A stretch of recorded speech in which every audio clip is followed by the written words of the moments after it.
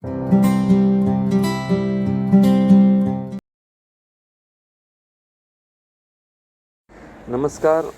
વિદ્યાર્થીઓ, આજે આપણે જોશું 3.5 ધ રેડ હેડેડ લીગના પાર્ટ 1 મિસ્ટર વિલ્સન સ્ટોરીના ક્વેશ્ચન્સ આન્સર, જે ટેક્સ્ટ બુક પેજીસ 77 to 81ના છે.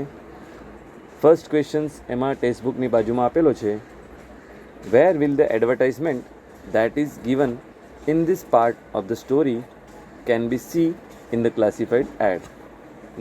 ગુજરાતીમાં વાર્તાના આ ભાગમાં જે જાહેરાત આપવામાં આવી છે તે વર્ગીકૃત જાહેરાતોમાં ક્યાં જોઈ શકાશે? The answer is in the column of the newspaper situations vacant. જવાબ, અખબારની કોલમમાં સિચ્યુએશન વેકેન્ટ એટલે જગ્યા ખાલી હશે જ્યાં નોકરીની, ત્યાં એની કોલમ છે, ત્યાં આપણે જોવાનું રહેશે. Second one, what have to do when you are told to apply in person? તમારે જ્યારે તમને રૂબરૂ અરજી કરવાનું કહેવામાં આવે ત્યારે તમારે શું કરવાનું છે? The answer is you have to go to the address given in the advertisement personally and submit your applications and attend the interview for the job. ગુજરાતીમાં આન્સર એનો, તમારે જાહેરાતમાં આપેલા સરનામે વ્યક્તિગત રીતે જવું પડશે અને તમારી અરજી સબમિટ કરવી પડશે અને નોકરી માટેના ઇન્ટરવ્યૂમાં હાજરી આપવી પડશે. એના પછી આગળ, how were the photographers develop in the old days? તે જૂના દિવસોમાં ફોટોગ્રાફ્સ કેવી રીતે વિકસિત કરતા હતા? Answer, they developed the photographs into the underground rooms, cellars which used to have total darkness. The answer ગુજરાતીમાં, તેઓએ ફોટોગ્રાફ્સને અંડરગ્રાઉન્ડ રૂમ એટલે કે ભોંયરુમાં વિકસાવ્યા જેમાં સંપૂર્ણ અંધકાર હોય છે. એના પછી હજુ તમારી પાસે એક પેજ ઉપર 77-78ના પેજ ઉપર listen and answer right side corner ઉપર તમને દેખાશે ક્વેશ્ચન્સ. આ ક્વેશ્ચન તમે ગોજો પાઠની વચમાં છે, એનામાં તમને એના જવાબ લખવાના છે. Why was fleet street full of red headed peoples? શા માટે ફ્લીટ સીટ લાલ માથાવાળા લોકોથી ભરેલી હતી? ફૂલ શીટ એટલે બધા લાલ માથાવાળા શા માટે હતા? Because mister Hopkins had founded the famous red headed league to help all the red headed. કારણ કે મિસ્ટર હોપકિન્સ તમામ રેડ હેડેડ્સને મદદ કરવા માટે પ્રખ્યાત રેડ હેડેડ લીગની સ્થાપના કરી હતી. એના પછી આગળ, who was well suited for the jobs? આ કામ માટે કોની સારી પ્રશંસા કરવામાં આવી હતી? The answer, the Mister Wilsons. જવાબ, મિસ્ટર વિલ્સન. આગળ, six question, why did Mister Wilson accept the job? Mister વિલ્સને નોકરી કેમ સ્વીકારી?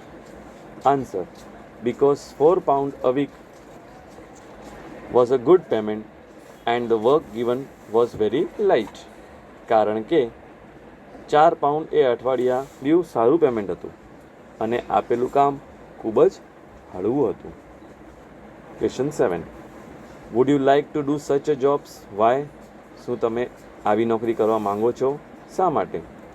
Answer, no, I would not have take up such a job because the conditions put forward seem to be fishy. ના, મેં આવી નોકરી લીધી ન હોત કારણ કે આગળ મૂકવામાં આવેલી શરતો માછીમારી હોય એવું લાગતું હતું. એટલે માછલી પકડવી પડે અને આપણે પેમેન્ટ મળે એવું લાગતું હતું. The question number 8, what did the difference between a dictionary and encyclopedia? શબ્દકોશ અને જ્ઞાનકોશ વચ્ચે શું તફાવત છે? The answer, a dictionary given a list of word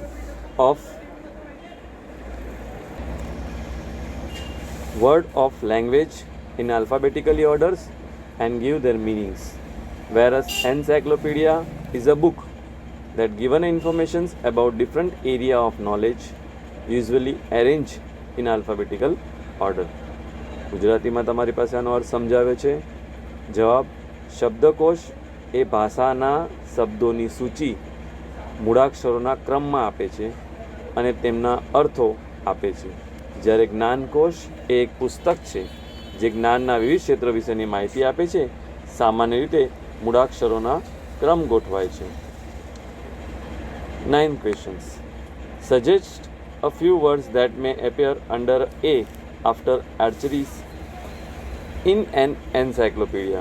જ્ઞાનકોશ પીડિયામાં તીરંદાજી પછી એ હેઠળ દેખાઈ શકે તેવા કેટલાક શબ્દો સૂચવો.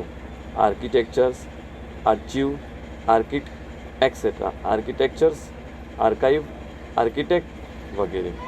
હવે આપણે આ પાર્ટ 1નો જે વર્કશોપ છે ચોપડીના નીચેનો એ જોવાનો છે. English workshop. First, find and write the descriptions of different people in the story. શોધો અને લખો. આ વાર્તામાં જુદા જુદા લોકોનું વર્ણન લખો. ઇન્ફોર્મેશન ફાઉન્ડ ઇન પાર્ટ 1 એટલે કે ભાગ 1માં મેળવેલ માહિતીના આધારે અહીંયાના આપણે માહિતી લખવાની છે. તો પહેલું આપણી પાસે Sherlock Holmes, the most famous popular private detective in the world. Detective stories and novels. He is known for his keen observations, knowledge of many fields, and abilities to make accurate deductions. એનો Gujarati શર્લોક homes વિશ્વની જાસૂસી વાર્તાઓ અને નવલકથાઓમાં સૌથી પ્રખ્યાત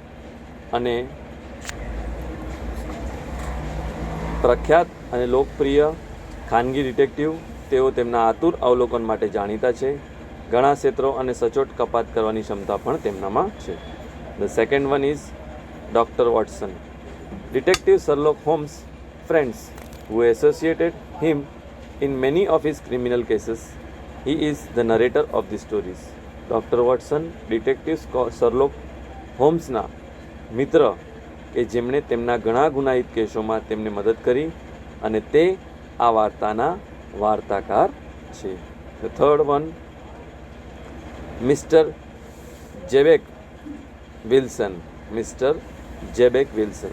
the Mister Wilsons was elderly with fairy red hair. He was a park broker. He applied for the advertisement in the Persians. He got the job, but that brought him into a troubles. Mr. Jebek Wilson. Mr. Wilson સળગતા લાલ વાળવાળા વૃદ્ધ હતા, એટલે કે લાલાશ પડતા વાળવાળા વૃદ્ધ હતા. તે પ્યાદા દલાલ હતા. તેણે જાહેર ખબર માટે રૂબરૂમાં અરજી કરી હતી. તેને નોકરી મળી પણ તે મુશ્કેલીમાં મુકાઈ ગઈ. પછી છે fourth one, Vincent Spaulding. He was a Mister Wilson assistant. He was smart, efficient, worked for only half the normal wages. He advised Mr. Wilson to apply for the job in the advertisement. Vincent Spaulding તે mister વિલ્સન્સના સહાયક હતા. તે smart, કાર્યક્ષમ હતો અને સામાન્ય વેતનના અડધા ભાગ પર જ કામ કરતો હતો. તેણે મિસ્ટર વિલ્સનને નોકરી માટે અરજી કરવાની સલાહ આપી. જાહેરાતમાં એટલે કે એડવર્ટાઇઝમેન્ટમાં રૂપમાં એને અરજી કરવા માટે વિનંતી કરી છે. પછી પાંચમું નામ છે આપણી પાસે Mister Alexia Hopkins. Mister Alexia Hopkins, American millionaires who founded the Red-Headed League to American millionaires who founded the Red-Headed League to help all the peoples with red hair. Mister Alexia Hopkins એક American millionaire જેણે લાલ માથાવાળાની સ્થાપના કરી હતી. લાલ વાળવાળા તમામ લોકોને મદદ કરવા માટેની લીગ. ધ સિક્સ્થ વન છે Shri Duncan Ross. He was a representative of Red-Headed League who gave a job to Mr. Wilson's. He engaged Mr. Wilson's in doing nominal jobs. He was one of the miscreant in the mystery case.